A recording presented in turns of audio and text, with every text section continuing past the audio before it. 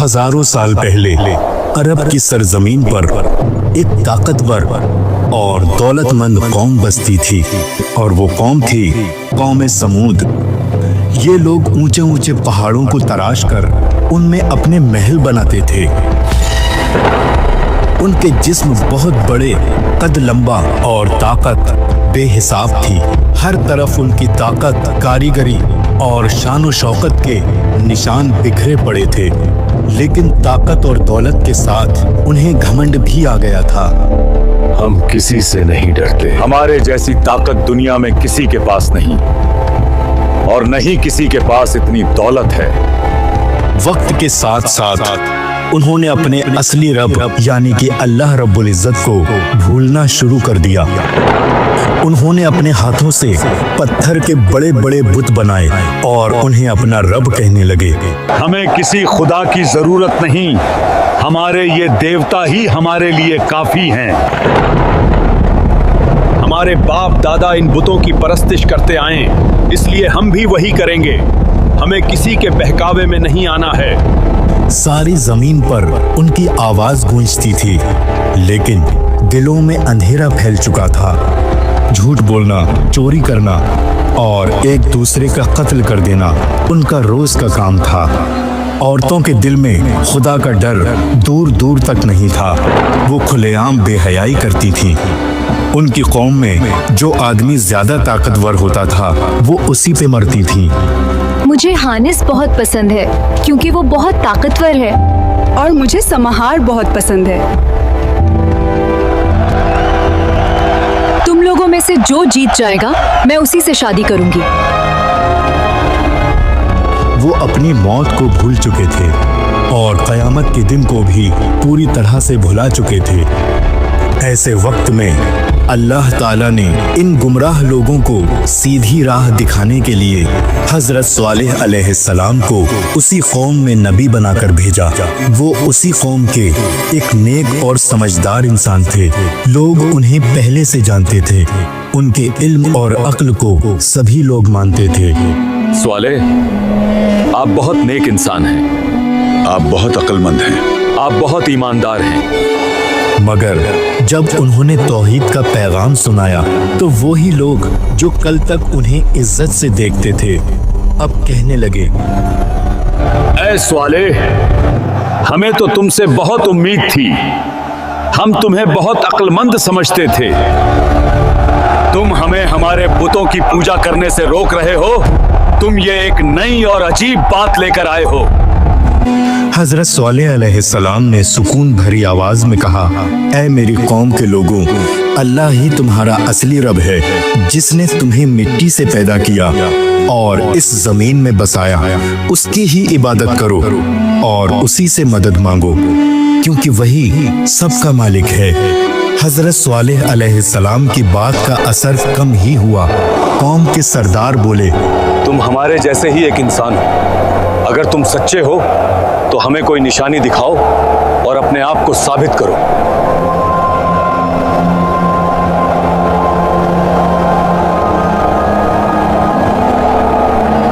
हजरत स्वालिह अलैहिस्सलाम ने कहा, ऐ मेरी कौम के लोगों, अगर मैं तुम्हारी मांगी हुई निशानी दिखा दूं, क्या तुम ईमान लाओगे और अल्लाह की राह पकड़ लोगे? कौम के सरदार बोले, सच में नबी हो तो इस पहाड़ के अंदर से एक ऊंटनी निकाल कर दिखाओ दाऊक। ऐसी ऊंटनी जो जिंदा, सेहतमंद और अल्लाह की कुदरत की निशानी हो। चारों तरफ सन्नाटा छा गया। हजरत स्वालिह अलैहिस्सलाम ने दुआ के लिए हाथ उठाए। उनकी आंखों में यकीन की चमक थी। उन्होंने अल्लाह से दुआ की और सबकी नजरों के सामने वो चट्टान हिलने लगी और धीरे धीरे उसमें दरार पड़ी और अल्लाह की कुदरत से उस चट्टान से एक जिंदा ऊँटनी बाहर निकली जो रोशन, मजबूत और खूबसूरत थी। लोग हैरान रह जाते हैं। ये मौजिज़ा देखकर कौम समूद की आंखें फैल गईं। वो एक दूसरे को देखने लगे। कोई कहता, ये तो जादू है। नहीं, ये वाकई अल्लाह की निशानी है। हजरत स्वालिह अलैहिस्सलाम ने कहा, یہ اونٹنی تمہارے رب کی نشانی ہے، اسے تکلیف مت دینا، اسے اللہ کی زمین میں آزادی سے چرنے دینا، اور اس کا پانی پینے کا دن الگ ہے جیسا کہ اللہ نے حکم دیا ہے۔ حالانکہ یہ معجزہ سب کی نظروں کے سامنے ہوا، لیکن کچھ لوگوں کے دل اب بھی سخت تھے، وہ ماننے کو تیار ہی نہیں تھے کہ یہ اونٹنی کسی انسان کے جادو سے نہیں، اللہ کی قدرت سے آئی تھی۔ حضرت صالح علیہ السلام نے اپنی قوم سے کہا، یہ اونٹنی تمہارے رب کی طرف سے ایک نشانی ہے، جب یہ پانی پیے گی اس دن کوئی اور جانور پانی نہیں پیے گا، اور دوسرے دن باقی سب پیئیں گے، مگر اس دن اونٹنی پانی نہیں پیے گی۔ یہ حضرت نے بالکل صحیح فیصلہ کیا ہے۔ ہاں، میں بھی ان کی بات سے سہمت ہوں۔ قوم کے کچھ لوگ ایمان لے آئے، ان کے دلوں میں نور اتر آیا، مگر زیادہ تر لوگ اب بھی اپنی ضد پر اڑے رہے، ان کے دلوں میں تکبر اور جلن بڑھتی جا رہی تھی۔ نہیں، میں نہیں مانتا، سوائے جادو کے یہ اور کچھ نہیں ہے۔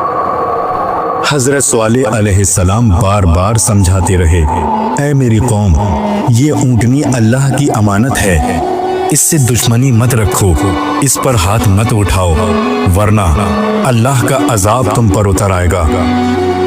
ایک رات جب آسمان پر ستارے ٹمٹما رہے تھے اور ریگستان میں سناٹا تھا، کچھ لوگوں نے مل کر اونٹنی کو نقصان پہنچانے کی سازش کی۔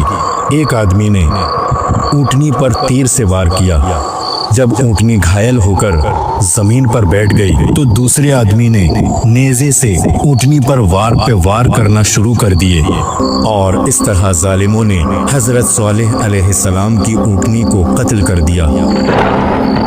اگلی صبح جب سورج نکلا، لوگوں نے دیکھا کہ وہ اونٹنی اب زندہ نہیں رہی، انہوں نے اللہ کی نشانی کو ختم کر دیا تھا۔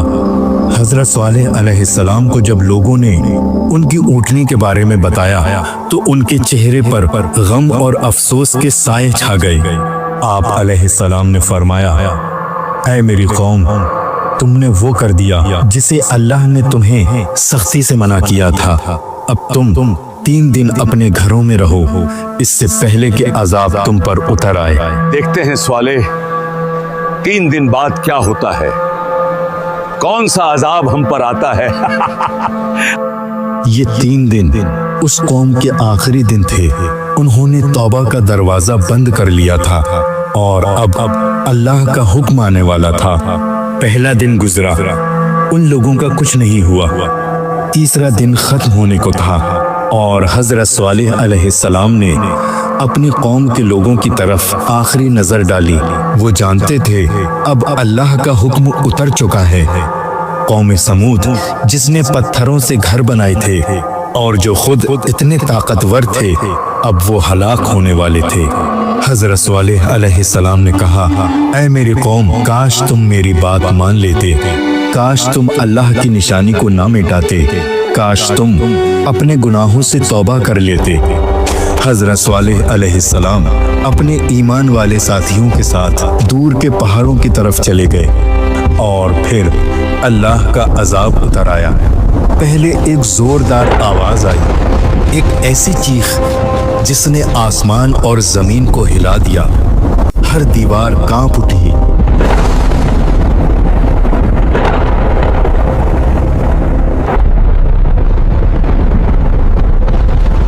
ان کے بڑے بڑے مضبوط پہاڑوں میں بنے ہوئے گھر گرنے لگے، طوفان اٹھا جس نے ان کے شہروں، ان کے مکانوں، ان کے باغوں سب کو ریت میں ملا دیا۔ قوم سمود، جو کبھی پہاڑ تراش کر محل بناتی تھی، اب خود ریت کے ذروں میں بکھر چکی تھی۔ جب طوفان تھما تو بس سناٹا رہ گیا۔ جہاں کبھی آوازیں، ہنسی اور طاقت کا گھمنڈ تھا، وہاں اب صرف خاموشی تھی۔ حضرت صالح علیہ السلام اور ان کے ساتھی لوٹتے ہیں، اجڑی ہوئی بستی کو دیکھتے ہیں۔ حضرت صالح علیہ السلام نے اپنے ہاتھ آسمان کی طرف اٹھائے اور کہا، اے میرے رب، میں نے انہیں تیری راہ دکھانے کی کوشش کی، मगर वो खुद अपने गुनाहों में डूब गए। इस तरह वो कौम जो कभी दुनिया की सबसे ताकतवर कही जाती थी, अपनी नाफरमानी की वजह से मिटा दी गई। उनकी ताकत, उनकी दौलत, उनका घमंड सब कुछ रेत में मिल गया। हजरत स्वालेह अलैहिस्सलाम अपने ईमान वाले साथियों के साथ एक नए इलाके की तरफ चले गए। वो हर जगह लोगों को ये नसीहत देते, ऐ लोगो, घमंड मत करो, अल्लाह की निशानियों से इनकार मत करो, क्योंकि जो खुदा को भूल जाता है वो खुद मिट जाता है। आज भी मदइन स्वालेह के पहाड़ों में वो निशान बाकी हैं जहां वो कौम रहती थी जो पत्थर तराशती थी, और आज वो पत्थर उनकी तबाही की गवाही देते हैं। प्यारे दोस्तों, ये था वाक़या हज़रत स्वालेह अलैहिस्सलाम और कौम समूद का। उम्मीद है ये वाक़या आपको ज़रूर पसंद आया होगा।